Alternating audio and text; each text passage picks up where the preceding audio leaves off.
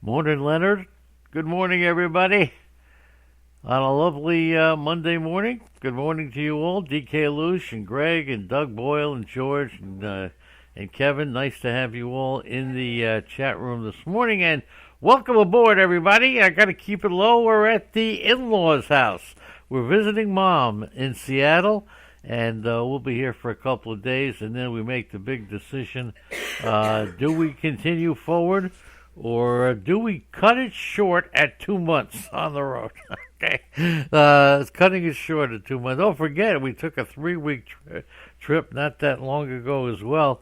And for those of you who were asking and wondering, about 2 weeks ago, okay, Andy wakes up on a Saturday morning and discovers she has a mild case of Bell's palsy, if you've ever heard of that. It sounds terrible. It is not great, but it's not nearly as bad as it sounds. However, we will take this. That's why if you've seen Facebook, you've seen all the weird pictures with the doctors and stuff. Yeah, she has a mild case of Bell's palsy. It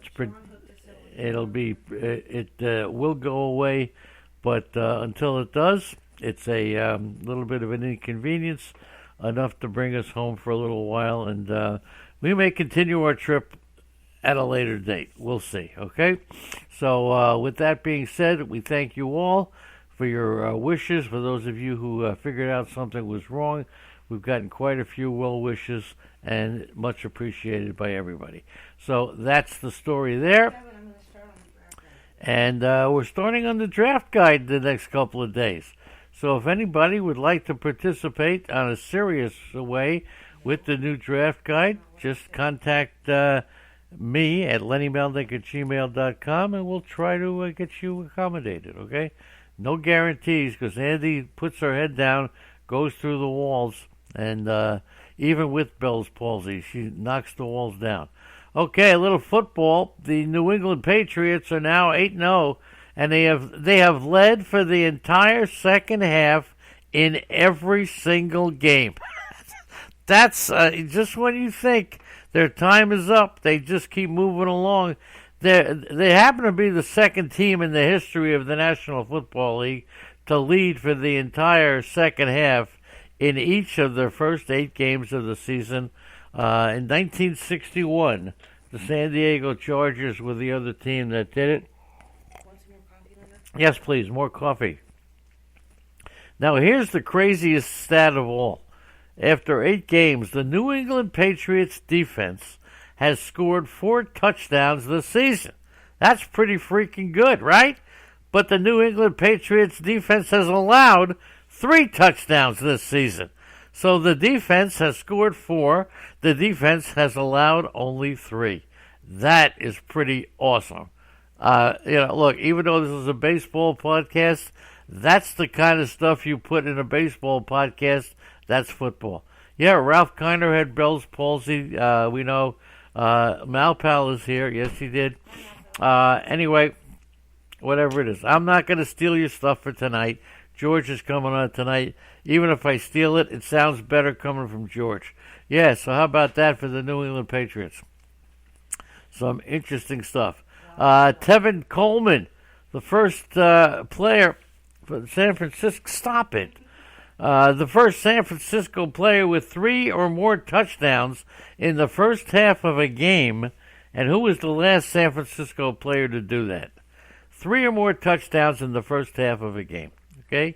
He also, one of the 2 players to score 4 touchdowns in a game since the merger, and the same player did that. Okay, so who was that player who scored 3 touchdowns in the first half and 4 touchdowns in a game? Okay, Andrea guessed it right. I cheated. As she looks over my shoulder. Also, Tevin Coleman, the first player since Todd Gurley, and if you remember back in 2017, Week 15. He's the first player since Todd Gurley to have 3 rushing touchdowns and a receiving touchdown in any game. Now, prior to Gurley, no one had done that since 2010. And who was the player who did it in 2010? I know who. Little football. You shut your mouth and keep your pants on, for crying out. All right? Who is the player to score 3 rushing touchdowns and a receiving touchdown in a game in 2010? Let's see if you get that one, okay? By the way, the only player to score 3 or more touchdowns in the first half of a game was, for the 49ers, Jerry Rice. He also scored 4 touchdowns in a game. It's all about Jerry Rice, okay? Okay, Tomlinson. That was a nice guess, but no, I would have guessed Tomlinson too. So there you go. Darren McFadden was the player, okay? Darren McFadden. So Coleman is the first 49er player with 2 rushing touchdowns and 1 receiving touchdowns in the same game.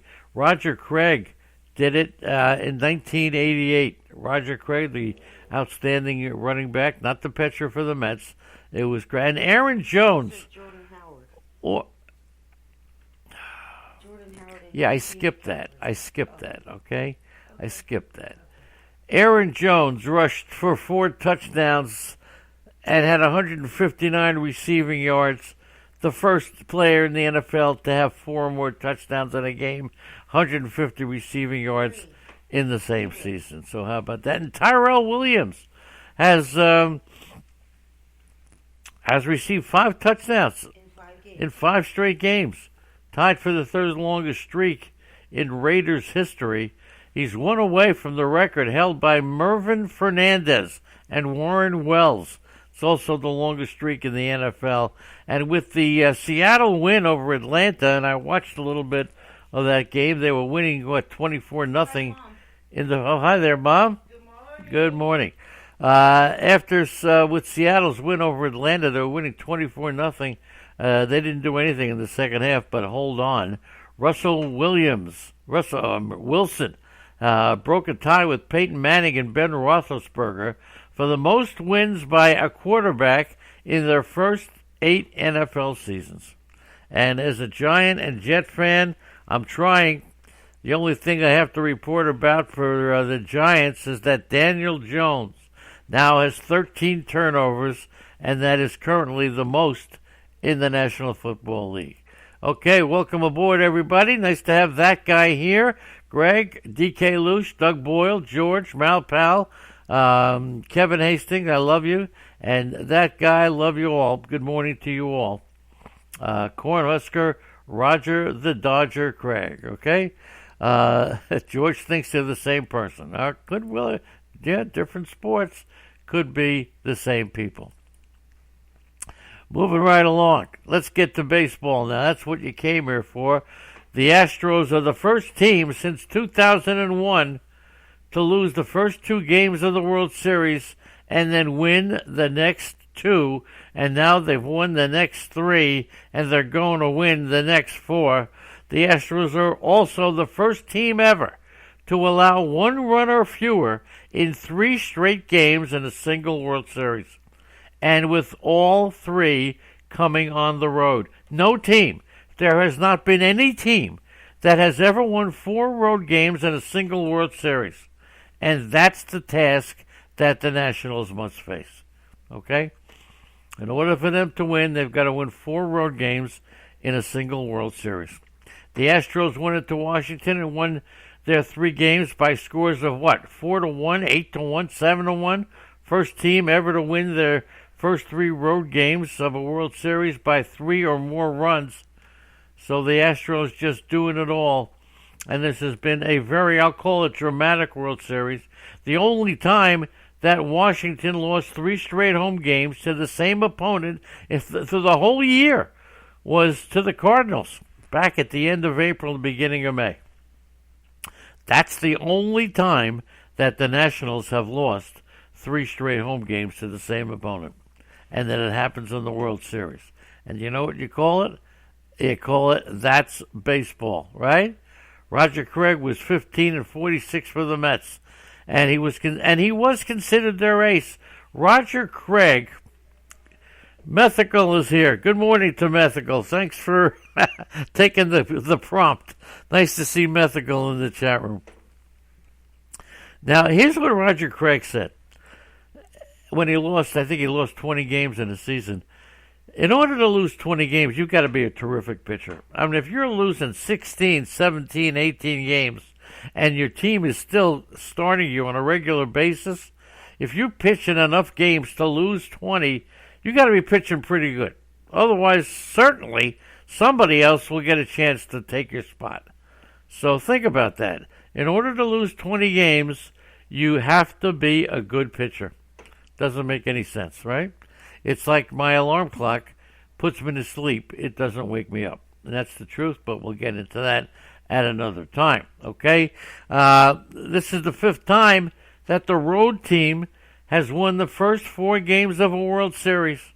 Now, the other times, 1996, 1986, 1923, and 1906, all right? And only twice has the road team won the first 5 games. But overall, road teams have won 6 straight World Series games for the first time since 1949-1950 World Series. 6 straight also happened 2 other times, but road teams have never won 7 straight World Series games spanning seasons. And I'll tell you what, when it was 2-2, it was each team had won 2 games, and each team had 19 runs scored. Pretty even. And Garrett Cole, okay, allowed 4 or more runs in only 3 starts since May 22nd, okay? And with 47 strikeouts for Garrett Cole during this postseason, that ties him for the second most in single postseason all time. The only pitcher with more strikeouts in a single postseason all time was who? What pitcher? Most strikeouts in a single postseason all time. Can you name that pitcher? Juan Soto has 3 extra base hits against Garrett Cole in this World Series. Only one player had 3 extra base hits against Cole all year. So we got 2 great trivia questions. With the 47 strikeouts from Garrett Cole this postseason, that ties him for second in the most single postseason strikeouts all time. Who was the only pitcher with more, and it happened in 2001.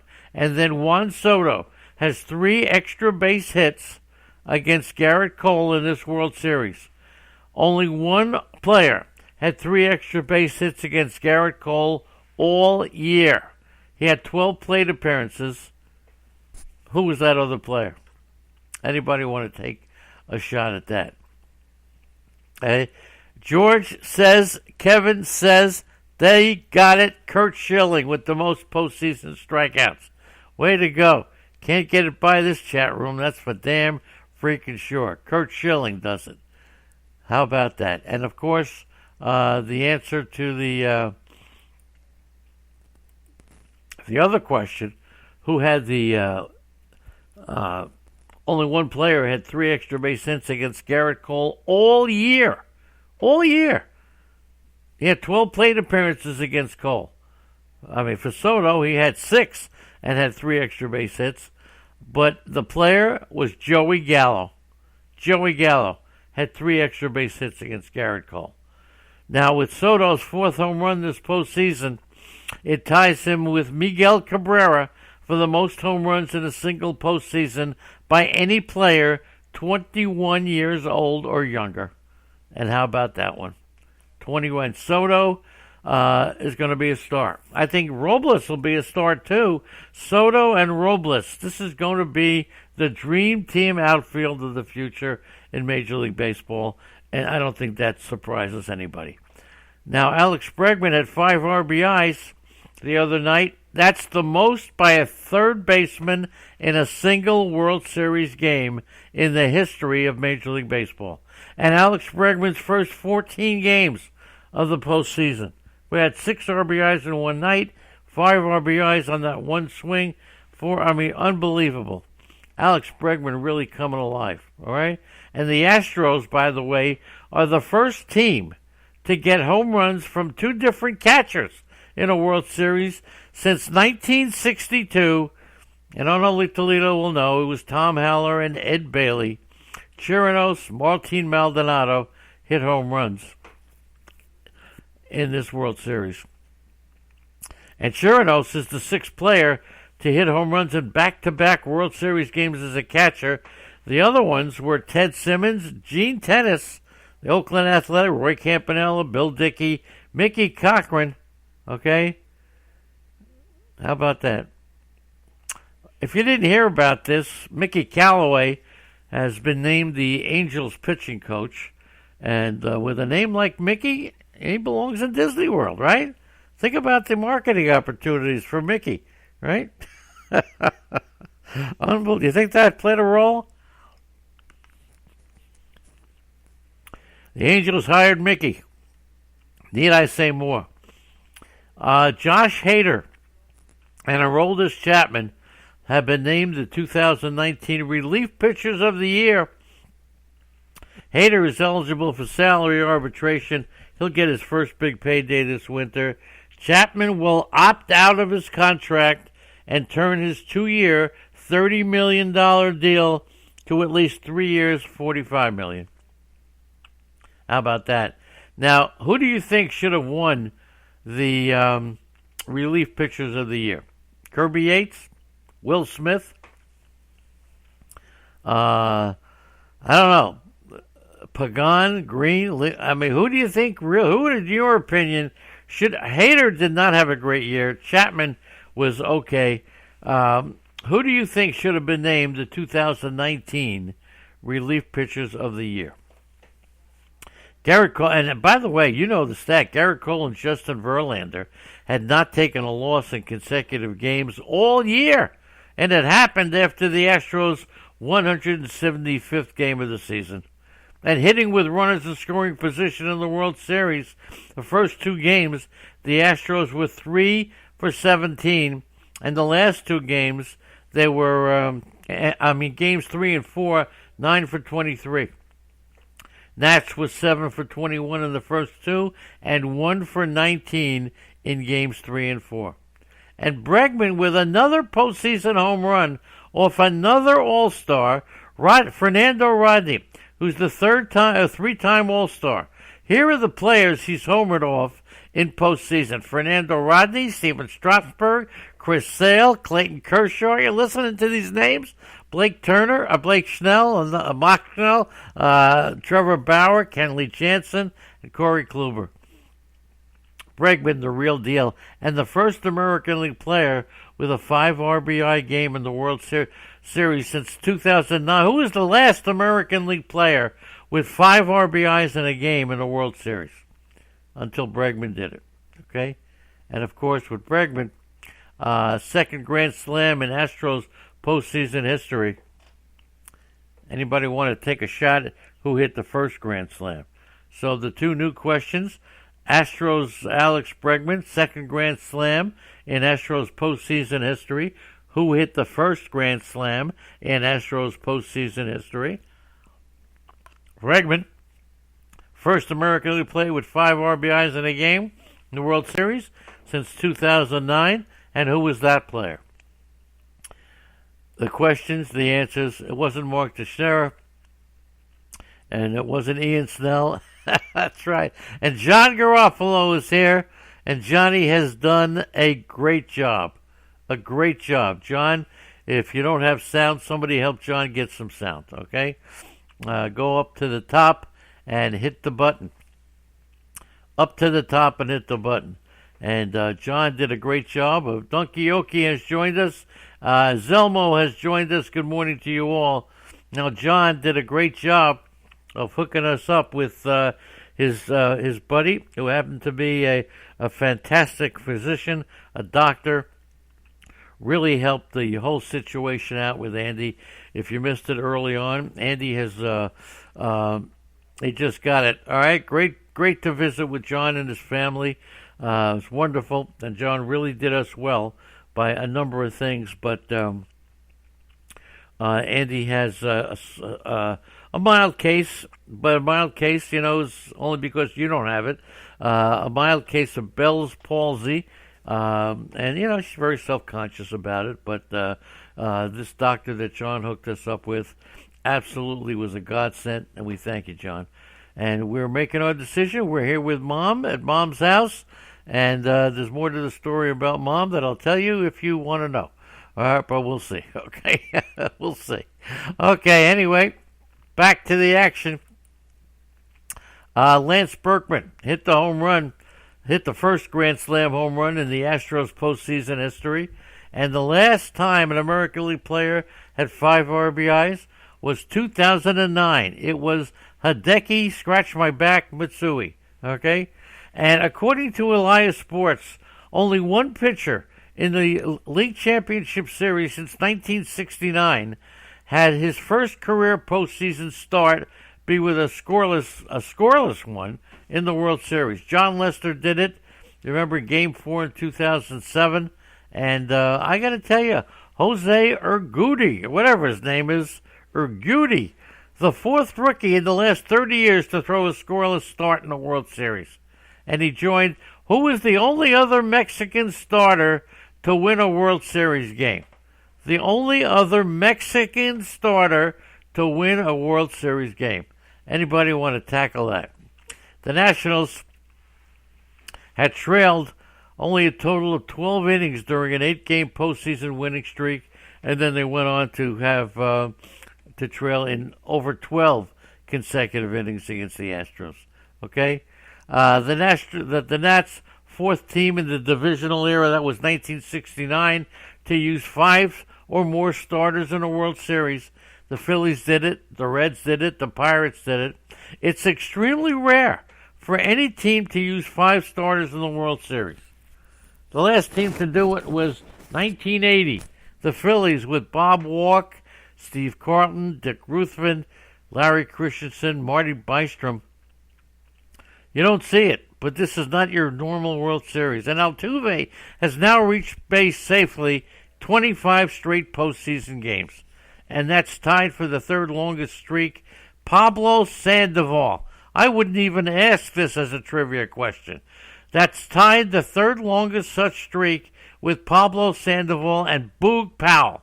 The only streaks longer, Miguel Cabrera with 31 games reaching safely, and Chase Utley with 27. So how about that? And then, of course, Juan Soto homered earlier. 22-year-old Jordan Alvarez homered. The only other World Series where 2 players under the age 23 both homered at least once. You had 1934, Ducky Wucky Medwick and Bill Delancey. How about that? It's the first time in the history of the World Series that multiple players 22 or younger hit a home run, Alvarez and Soto. And George Springer and Carlos Correa now have homered in the same postseason game 7 times. That's the most by any pair of teammates. And Correa's 48th career postseason game, the only player with more postseason games played before age 26, who was the only player before age 26 who played more postseason games than Carlos Correa. Okay? And Correa hit his 3rd career home run in the World Series, tying Derek Jeter for the most home runs in the World Series by a shortstop in Major League Baseball history. So who was the only player who has played more games before turning 26 than Carlos Correa? Fernando Valenzuela. There you go. He was the guy who's the only other Mexican to win in the World Series. And to Greg and to D.K. Lucian, the Donkey Okie and Doug Boyle, and to George and to John and to Mal Palin, Methical and KC, Royals, Kevin Hastings, and that guy and Zelmo, love you all. And I thank you so much for being here. Okay, and let's keep it going. Tonight, not tonight, the other night, Carlos Correa's 3rd multi-RBI game tied him with Pee Wee Reese and Honus Wagner for the most by a shortstop in a World Series. And at 22 years old, Jordan Alvarez is the youngest American League player with a World Series home run since 1957. Tony Kubek. hit 2 World Series home runs in Game 3. He was 21 years old. 21. The player who played the most postseason games before turning age 26, he was a National League player. It was Andrew Jones. George loved Honus Wagner play. For me, it was Naplo Joey, all right, that I loved watching play. And Christie. I love Christie. Moving right along. Alvarez is also. Now, his home run that he hit drove in Yuli Gurriel. And that's the first time in the history of Major League postseason history a Cuban-born player has homered in another Cuban-born player. And they just keep getting it, gets better and better. And Alvarez, the youngest Cuban-born player to hit a home run in the World Series. Prior to him, it was Jose Canseco. How about that one? And then, just to show you what goes on in the World Series, Joe Ross's fifth pitch tonight, that was the second pitch George Springer fouled off, was at 96.4 miles per hour. And that was the second fastest pitch of the entire season. Unbelievable. How these pitchers, you don't think these players get pumped up for the World Series? Bull Dinky and Poppycock. So, that's it. The Astros plus 16 run differential on the road is tied for the fourth highest in a single World Series. The best run differential on the road in a single World Series, the Yankees were plus 22. So, there you go. 3 runs in a 3-game span from the Nationals. The fewest runs in a 3-game span during this regular season was 4. And they just choked up with 3. That 4 was in early May, by the way. And with the Astros' 3 home runs the other night, there have now been 11 home runs by the road team in this World Series. The most by any World Series team of all time. And I don't have to tell you, this series is not over yet. Nothing is over yet. Our trip may be over, as we got to make a decision today or in the next couple of days, coming up with Andrea, a mild case of Bell's palsy. That's why if you're looking on Facebook, you see her look like, well, she's always, loaded anyway. But no, she's got a mild case of Bell's palsy. We thank you for asking so many questions. So she wanted everybody to know exactly what was going on. And it's a mild case. We expect a full recovery. But in order to do it, we are thinking that maybe we cut the trip a little short. We were supposed to keep going, but we may wind up cutting it short, heading home. And who's to say that a 2-month span on the road is cutting it short? Last time I cut anything short was at my bris. But that's the story there. Yep, that's the story there. A sincere thank you, and I'm not kidding you. I really love you guys all. Greg and DK Lush and Dunky and Doug. George and John, who did such a wonderful job of hooking us up with his doctor friend. Thank you, Johnny. Malpal, Methical, Kevin Hastings, that guy, and Zelmo. We'll be back again tomorrow. We're here in Seattle, so if you're in the area, stop in. Okay? I'm not kidding. If you're in the area listening on uTunes, iTunes, Looney Tunes, or whatever tunes you got, cartoons, send me an email, LennyMelnick at gmail.com, and we'll hook you up. But if we do leave, it won't be till the end of the week. And Malpal, you are absolutely right, okay? Absolutely right. And let me tell you, she don't want to go home. And that says a lot. I mean, this girl has got the...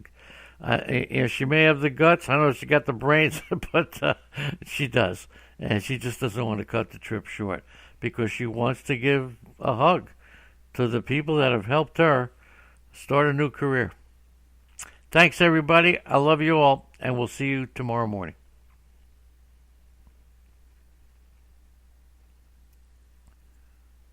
Don't forget, by the way, George coming up next I think Arnie will be here at 10 o'clock. Aloha Fantasy Baseball at 2.